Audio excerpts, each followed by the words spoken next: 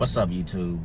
I've been watching a lot of ex-Jehovah's Witness videos lately, and I thought I'd add my story to the catalog of videos just because of how much of help and comfort watching those other videos were in leaving this religion. So maybe this video, my story, can help somebody else in their exit from the religion. A little bit of background info on me is that I was a baptized member for about 9 years. I served as a minister, serving for 5 of those years, as a pioneer for 1 year, and as a auxiliary pioneer for about another year. Going into my story, I have some notes here that I'm gonna glance out just to make sure that I try to keep this story as short as possible, and just stick to the goal of this video, so that way I don't ramble on about other things. So I was born into the faith. Well, almost. My mom got baptized shortly after I was born. So for all intents and purposes, I was raised as a Jehovah's Witness. I was the only boy among 5 sisters, and while we weren't the most active family due to my father being against the religion, my mom did what she could. Whenever she had the chance, she'd take us to the meetings. The country that we were in, it was a war-torn country, so at the moment war broke out, I was a kid, maybe 7 or 8 years old, when everything changed. My father died, my family was torn apart, my siblings and I were separated, and my mother and I, we were the only one together at the time, so we fled to the United States. For us, it was supposed to be a fresh start, and when we arrived to the United States, Jehovah's Witnesses, they were there. They welcomed us. They picked us up for meetings. They made sure that we had a place among them. For Mom, survival came first. She was working all the time, 2 jobs, sometimes even more, just to keep a roof over her head and to send money, back to the States for my siblings, my other sisters. Meetings and ministries, those weren't really a priority. But when we did go to the meetings, for me, it was boring. it was a job just to stay awake for me. I tried my best to stay awake, but it was so hard for the meetings as a kid. But my mom, she had a way of making me stay awake. Making sure that I didn't nod off. She'd make me stand up in the aisle in front of everyone. Oh man, Mom, why'd you do that? But anyways, it was humiliating. But at least sometimes she let me go stand in the back near the literature counter instead. Over time, though, I made friends. That made the meetings more bearable. We'd hang out, play games, joke around, do what kids do. I remember there was a brother who always brought juice and snacks for kids. And honestly, I'd go to the weekend meeting just for that. I was excited just for that, that brother to show up. I remember we lived, the second place we lived here in the States, we lived within walking distance of the Kingdom Hall.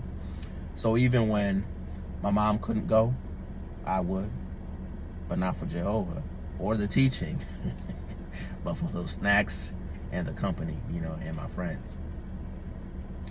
But unlike a lot of JW kids, I never really had those deep study sessions with my mom. She was too busy, too exhausted. But the elders, they noticed me. They thought I was a spiritual young man because I was coming to the meetings alone. But unbeknownst to them, it was those snacks and my friends. Then came the special pioneer brother and his wife. They came from Bethel.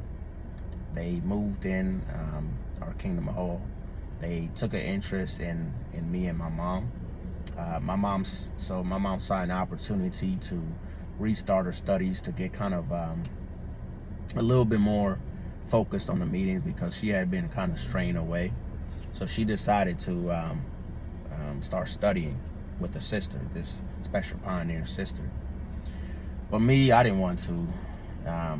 It sounded like more work, but she pushed for me to start studying with him. She insisted, she pressured, and she threatened. Oh yeah, she sure did threaten. But hey, I had to study, or else, I couldn't do what I wanted to do. At first, I did everything I could to avoid it. I had to pretend like I wasn't at home when they knocked on the door. Once, I remember one time they came to. I remember one time they came to study with me.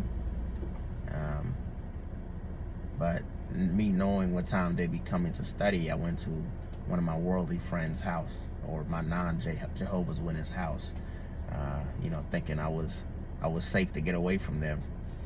But funny thing is, only to find out they drove by, the way they were headed, they drove by that friend's house. And I remember thinking to myself, how did they find me? Because when I saw their car, and they saw me, I was like, "What? I'm thinking, how the hell did they find me?" But hey, I played it cool. I acted like I didn't know what day it was, like we were supposed to study that day. So hey, they kind of forgave me for that. But hey, this brother, he never gave up on me. He kept coming back, and after a while, something changed. I still didn't care for spiritual side of things, but this brother, oh yeah, he became like a father to me. He taught me life lessons, how to work out. He taught me about women, how to be a man. He even gave me my first set of dumbbells, which I still have to this day. I remember he would play video games with me. He would bring his PlayStation 2 over, and no matter how many times I played him in Madden, this man I would never win. And he would never let me win. Not even once. I remember over the countless time we played, I would not beat that man, not even once. Yeah, but, in my eyes, he was pretty cool for that, He seemed less of a JW man, or, spiritually always focused man. So yeah, he became pretty cool in my eyes for that. I remember one winter, the electricity in our house, got shut off. My mom was working the night shift. She was working a night shift, and I was supposed to study with them, with this pioneer brother, special pioneer brother, and his wife. They came over to the study, and our electricity wasn't working that night, so the heat wasn't working. It was cold, so they took me over to their place. I got to sleep somewhere warm. That really made me endear me to them a little more.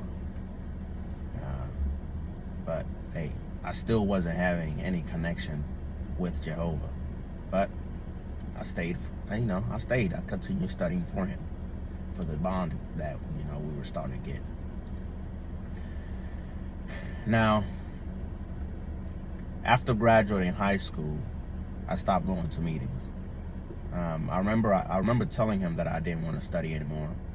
Mom was furious. He was heartbroken. He even wrote me a letter. For a whole year, I stayed away. I didn't go to any meetings. I didn't go into the ministry. I worked full time, and I was going to college part time. And unfortunately, though, I was still living at home, so that meant a lot of constant reminders to return to Jehovah. And eventually, I gave in. I went to the meetings for Mom. And at that meeting, that one meeting that I came to, that same brother, he saw me sitting in the back. Mom and I, we were sitting in the back room. He saw me back there. When he finished his part on the stage, he walked straight to the back to me and asked me to talk to him. Somehow, he convinced me to restart our study. We studied over Skype because he had gone to school for Kingdom for School for Kingdom Evangelizers. I believe they call it SKE. One day, though, while studying, I told him, hey, I wanted to stop again. I wanted to stop. It just wasn't clicking for me anymore.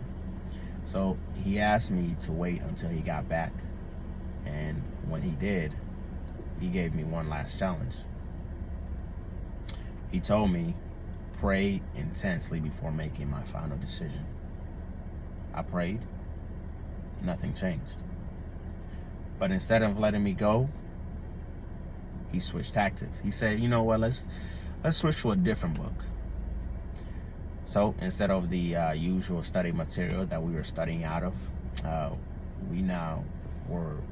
he told me that we would be studying through the Keep Yourselves in God's Love book. That book changed everything. For the first time, things clicked. Things started just clicking. I felt like I understood Jehovah, like I was finally feeling something. I wasn't just memorizing doctrine, I was believing it. I just threw myself into the faith. I started going out in the ministry. At first, I only went for him, but then after a few months, I became an unbaptized publisher. That meant meeting with 3 different elders, brothers who were elders in the congregation, and I had to answer some personal questions. They asked me questions like, was I dating? Was I having sex? Were my entertainment clean, and what are they? After going through those questions, I passed. Hey, I was in as an unbaptized publisher. I remember I became zealous, super zealous. I was witnessing at work, going out in the ministry multiple times a week. So much so the congregation, the people, they took notice of me. I was invited everywhere. They made me feel important. I felt pretty important. I felt blessed. I felt like Jehovah was finally blessing me, as if, he had finally sprinkled some Holy Spirit on me. I even had multiple Bible studies, and some of the people I studied with, came to meetings, came to an assembly, felt good. I felt like I was really, starting to get blessed. I felt like I was in, and I was all in. Now, moving forward to baptism, I remember an elder told me that I wanted to get baptized, so an elder told me that I could get baptized at the next assembly, and I felt ready, because I felt like I was getting blessed. So I was ready to dip my toes in the water. I was ready to become a full-on Jehovah Witness. They handed me a book called Organized to Do Jehovah's Will, the OD book. That's what my teacher would call it. The baptism questions were in the back. They told me that I would have to go through some questions before getting baptized, and those questions were in the back of the OD book. Seeing how many questions there were, shoot, I panicked. I was like, I can't memorize. I gotta memorize all this. It felt like a test, It was so many questions. It felt like it was I was going through a whole test like I would in school. So, it felt kind of daunting. But hey, one of the brothers, they reassured me that it was an open book. It was an open book that I would study, and whenever we go through the questions, that I can look at any notes that I took. So when the time came, I studied, I answered the questions, and after answering the questions, it was time to get baptized. I remember I got baptized during a circuit assembly, and during the assembly, they had 2 sections or 2 rows up front for the people that were getting baptized. And I remember there was about 6 or 7 of us getting baptized, and everyone sat in the second row except for me. I was the only one sitting in the first row. I guess I was ready that day. Yeah, and I remember it was probably the happiest day of my life, because I remember my siblings had finally relocated here to the States, and so they were there, My mom was there. My teacher was there. Some of my friends were there, and some of the people that I had been studying with, they came also. And so after they had done the talk and everything, and it was time to get us, after we had answered the 2 questions that they make you answer before getting baptized, they said it was time to get baptized. And I was the first one to go to the locker rooms to change and to come back out to get baptized.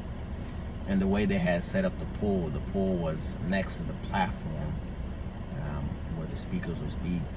So as I was going to get baptized, my teacher was standing up there on the platform watching.